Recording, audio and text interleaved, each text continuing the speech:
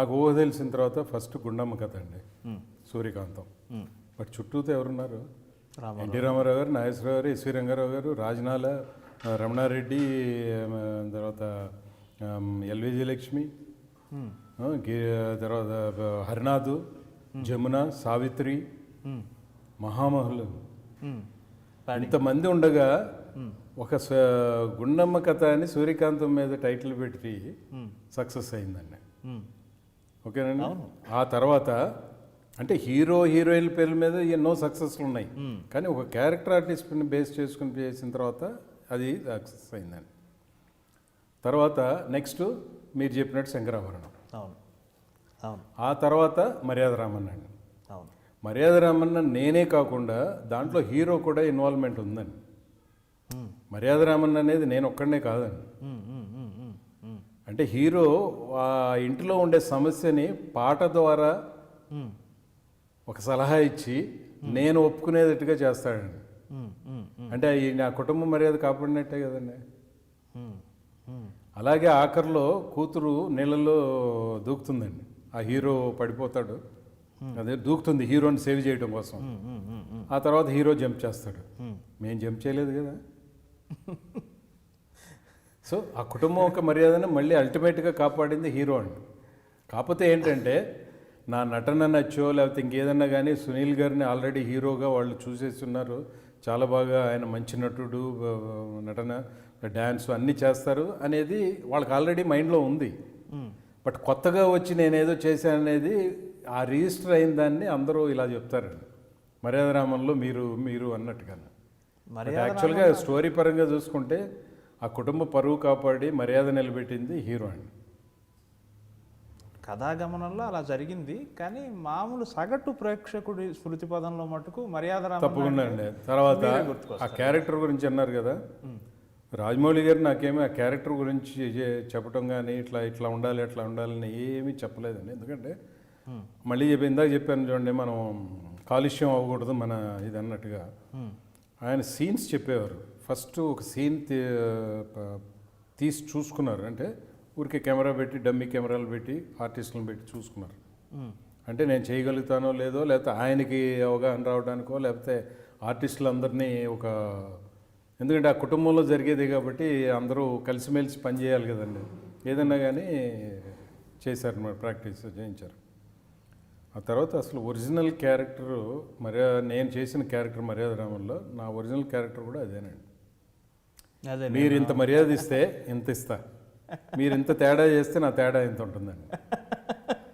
ఆ అగ్రెసివ్నెస్ గురించే అదే అది ఆటోమేటిక్గా వచ్చేసిందండి. ఓకే, అంటే మీ వ్యక్తిగత జీవితంలో ఉన్న అగ్రెసివ్నెస్ రాజమౌళి గారు గుర్తించి ఆ క్యారెక్టర్ ద్వారా ఇది చేసిన. ఇంకొకటి గుండమ్మ కథ ప్రస్తావన మీరే అన్నారు కాబట్టి, రామారావు గారికి, సావిత్రి గారికి, సూర్యకాంతమ్మ గారికి వాళ్ళందరికీ ఒక రకమైన ఒక ఒట్రుమై, తమిళంలో ఒట్రుమై అంటారు, ఒక కోఆర్డినేషన్, కలిసిమెలిసి పనిచేయడం.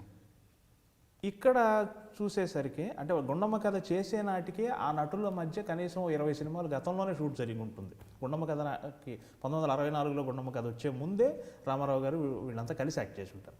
కానీ ఇక్కడ మర్యాద రామన్కి వచ్చేసరికి మీరు సునీల్ అంతకుముందు పనిచేసిన అనుభవం లేదు, కానీ మీ ఇద్దరి మధ్య కూడా ఆ ఒక కోఆర్డినేషన్, ఆ ఒక పోటాపోటీ తత్వం. ఇప్పుడు మీరు డల్ అయినా ఆ క్యారెక్టర్ ఎలివేట్ అవ్వదు, ఆ క్యారెక్టర్ డల్ అయినా మీరు ఎలివేట్ అవ్వరు. ఒక రకమైన పోటాపోటీగా నటన జరిగింది కదా, అది ఎలా సునీల్ గారితో, అది కొంచెం వివరించండి సార్. అంటే సునీల్ గారు ఆ సినిమాకి చేసే విధానం కానీ అన్నీ ఆయన ముందుగానే ప్రిపేర్డ్ అండి.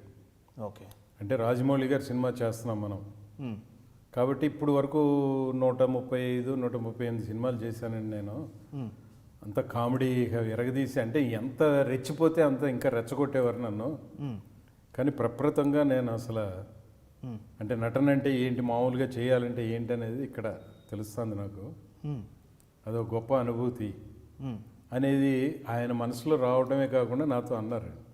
ఓకే, ఎప్పుడైతే ఆయనలో ఆ స్వీకరించారో దాన్ని, ఇక ఆటోమేటిక్గా ఆయన లీనమైపోయారు ఆ పాత్రలో. ఓకే, ఇద్దరు ఒకరికొకరు సరెండర్ అయిపోయారు, పాత్రలో లీనమైపోయి అద్భుతంగా చేశారండి. ఓకే, ప్రముఖంగా చెప్పుకోవాల్సి వస్తే ఇంకొక పాత్ర వెంకటాద్రి ఎక్స్ప్రెస్లో మీ క్యారెక్టర్, కుటుంబ రాజ్యాంగం, ఒక టిపికల్ తండ్రి. మీరు నిజంగా అలాగే ఉంటారా మీరు ఇంట్లో? అంటే వెసులుబాటు ఉంటుందండి. ఓకే. అంటే ఇప్పుడు కుటుంబ రాజ్యాంగం, ఇప్పుడు వెంకటాద్రి ఎక్స్ప్రెస్ లాస్ట్లో క్లైమాక్స్లో ఒక చిన్న డిస్కషన్ వచ్చింది. ఉంది. ఏంటంటే పృథ్వీ గారు అంటారు కూడా ఈయన్ని మన హీరోని, రే మీ నాన్న అంతేరా మార పోదాం పదా అంటాడు. అంటే ఏంటి, ఇప్పుడు క్షమించమని నేను అడగాల అని డైలాగ్ రాశారు. ఓకే. నేనన్నాను ఏమంటే క్షమించమని అడగాల అంటే మళ్ళీ క్యారెక్టర్ పడిపోతుందండి అని చెప్పినప్పుడు అసోసియేట్ డైరెక్టర్ మీకు దీని భావన మీకు అర్థం కావట్లేదండి అన్నాడు.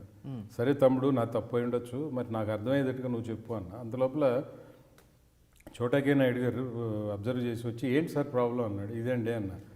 ఆయన వెళ్ళి డైరెక్టర్తో చెప్పారు. డైరెక్టర్ వెంటనే వచ్చి సార్ ఏంటి చెప్పండి అన్నాడు. ఇది క్షమించమని అడగాల అని నేను క్వశ్చన్ చేయడం అనేది క్యారెక్టర్ పడిపోతుందండి, వద్దండి అది, మరి ఏం చేద్దామండి అని నేను ఇలా చెప్తాను అని చెప్పేసేయండి అన్నారు. సో దాన్ని ఎలా మార్చానంటే, నేను ఒక కుటుంబ రాజ్యాంగం రాసుకుని నా కుటుంబ సభ్యులు ఇలా ఉండాలనుకోవడం తప్ప క్వశ్చన్ అయిపోయిందండి. ఓకే. ఆ తర్వాత వాళ్ళు రాసింది, సరే నా కుటుంబ రాజ్యాంగాన్ని సవరణ చేస్తున్నాను, 100 తప్పులు 1000 తప్పులు చేస్తాను. Very good. సో అట్లా ప్రతి లైఫ్లో నుండి మనం అనుకుంటాం, కానీ కుటుంబంలో మనమే సవరణలు చేయకపోతే వాళ్ళు ముందుకు ఎలా వెళ్తారండి?